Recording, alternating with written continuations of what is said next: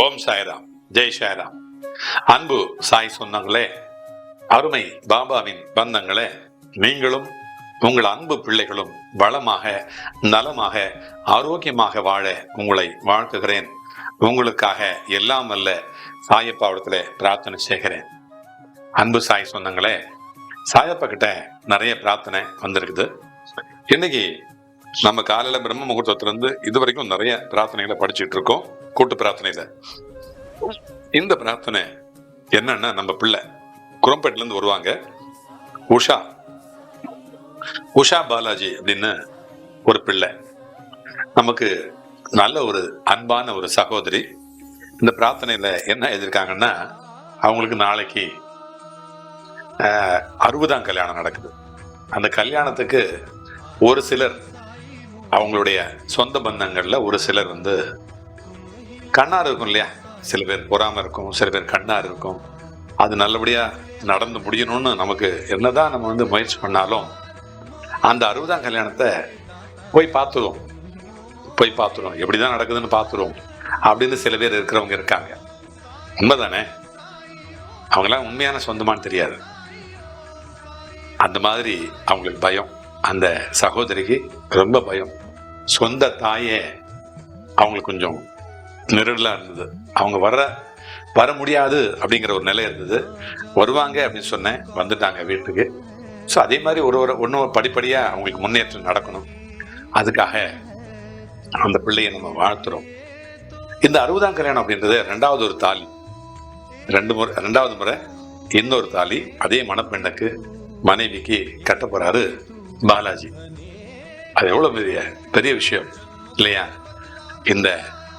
இந்த இத்தனை ஆண்டுகள் அந்த மனைவியோட வாழ்விலும் தாழ்விலும் அப்படின்னு சொல்லுவாங்க, இந்த மாதிரி இருக்கும் பொழுது அதை ஏத்துக்கிட்டு அந்த சகோதரி இருக்கிறாங்க, அந்த சகோதரனும் இருக்கிறாங்க. ரெண்டு பேரும் சில நேரங்கள்ல ரெண்டு பேரும் கோவப்படலாம், இருந்தாலும் அப்படி இருக்கிறாங்க இல்லையா? அவங்களுக்காக இன்னும் பல ஆண்டுகள் அந்த தம்பதிகள் வாழணும் அப்படின்னு நேரா போய் நான் வாழ்த்த போறேன். ஏன்னா அருகாமையில் இருக்கிறாங்க. கண்டிப்பா நம்ம போக முடியும்.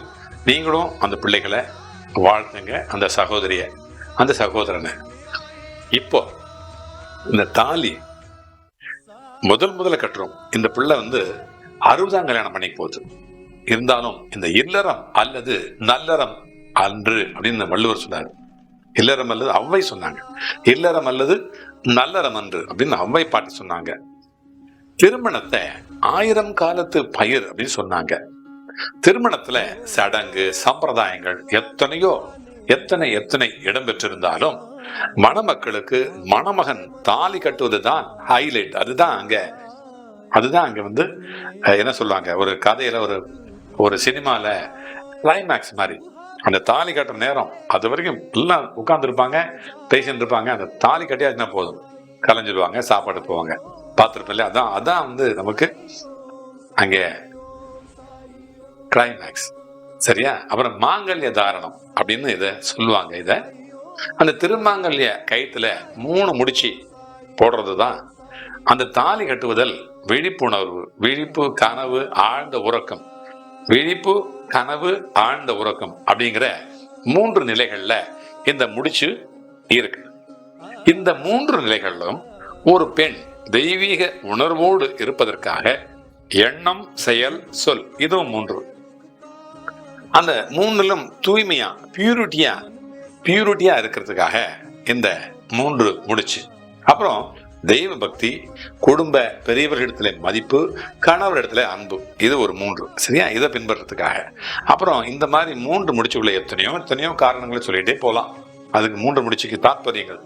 அப்புறம் இறைவன், தேவர்கள் மற்றும் விண்ணவர்களுடைய சாட்சியாக போடப்படுவதுதான் இந்த 3 முடிச்சு. முன்னோர்களுடைய சாட்சியாக 2வது முடிச்சு. அப்புறம் பெற்றோர்கள் திருமணத்திற்கு வருகை தந்தவர்களுடைய சாட்சியாக கட்டப்படுவது 3வது முடிச்சு. அறம், பொருள், இன்பம், இதன்படி வாழ்க்கையை நடத்துவோம் என்பதை குறிப்பதற்காக 3 முடிச்சு. அப்புறம் பிரம்மா, விஷ்ணு, சிவன், இவங்களும் 3 பேர் தானே. இந்த 3 பேரால நம்ம வந்து அதை உறுதிப்படுத்துவது, அந்த உறவை வந்து உறுதிப்படுத்துவது. அப்புறம் கணவன், மூத்தோன், இறைவன் ஆகிய 3 பேருடைய சொற்படி நடக்க இந்த 3 முடிச்சு. இப்ப பாருங்க எத்தனை முடிச்சு இருப்பாருங்க, இந்த 3 முடிச்சுக்கு எத்தனை தாத்பரியம் பாருங்க. அம்பிகையினுடைய மகிமைய போற்றக்கூடிய அந்த லலிதா சகஸ்ரநாமத்திலேயே அந்த காமேச பந்த மாங்கல்ய சூத்திர சோபிதா கந்த்ரா அப்படின்னு காமேச பந்த மாங்கல்ய சூத்திர சோபிதா கந்த்ரா அப்படின்னு அம்பிகையை போற்றக்கூடிய வகையில சிவபெருமானாலேயே கட்டப்பட்ட அந்த திருமாங்கல்ய சரடுதான். அது அலங்கரிச்சாதான் அழகான அம்மனுடைய கழுத்து அழகு பெறும். அந்த கழுத்தை உடையவள் என்பதுதான் இந்த மந்திரத்துக்கு, இந்த ஸ்லோகத்துக்கு பொருள். 1000 ஆபரணங்களை அவங்க அணிஞ்சிருந்தாலும் கூட அம்பிகைக்கு அழகு அப்படிங்கிறது மாங்கல்யம் சூடி இருக்கிற அந்த மஞ்சள் கயிறு தான். அந்த மஞ்சள் கயிறு தான் அந்த அம்மனுக்கு அழகு. ஆதி சங்கரதே அந்த சௌந்தர்ய லகரியில அம்பாளுடைய அந்த திருமாங்கல்யத்தினுடைய மகிமையை போற்றி சொல்றார். அவ்வளவு போற்றி சொல்றார். எத்தனை நகை அணிந்திருந்தாலும் சம்பிரதாயத்தினுடைய சின்னமான அந்த மஞ்சள் கயித்துல அந்த திருமாங்கல்யத்தை கட்டி கொள்றதுதான் சிறப்பு அப்படிங்கிறது தான் இதை உணர்த்துது.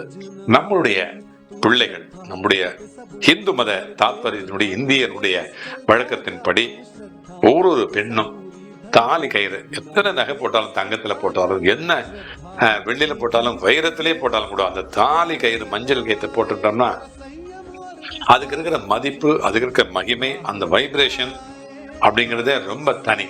சரியா? இந்த 3 முடிச்ச பத்தி, தாலி கயிற்றை பத்தி நம்ம இவ்வளவு நேரம் நம்ம சிந்திச்சோம் இல்லையா? ஆக நாளைக்கு இந்த 60ஆம் கல்யாணம் பண்ணக்கூடிய இந்த உஷா பாலாஜி அவங்க இன்னும் பல ஆண்டு வாழணும் அப்படின்னு வாழ்த்தணும். இதே மாதிரி நம்மள யாரெல்லாம் இருந்தாங்களோ அவங்கள 60ஆம் கல்யாணம், 70ஆம் கல்யாணம், 80ஆம் கல்யாணம் தாண்டி 100 ஆண்டுகள் வாழ்ந்து நல்லபடியா இருக்கணும் அப்படின்னு இந்த பிரார்த்தனை கோபுரம் உங்களை வாழ்த்துது. உஷா பாலாஜியும் வாழ்த்துது. சரியா? மீண்டும் அடுத்த ஒரு பதிவில சந்திப்போம், சிந்திப்போம், செயல்படுவோம், வெற்றி பெறுவோம். வாழ்க வளமுடன், வளர்க நலமுடன். உங்கள் சாய்ராம்ஜி, வண்டலூர் வழித்துணை பாபா கூட்டு பிரார்த்தனை கோபுரத்திலிருந்து. ஜெய் சாய்ராம்.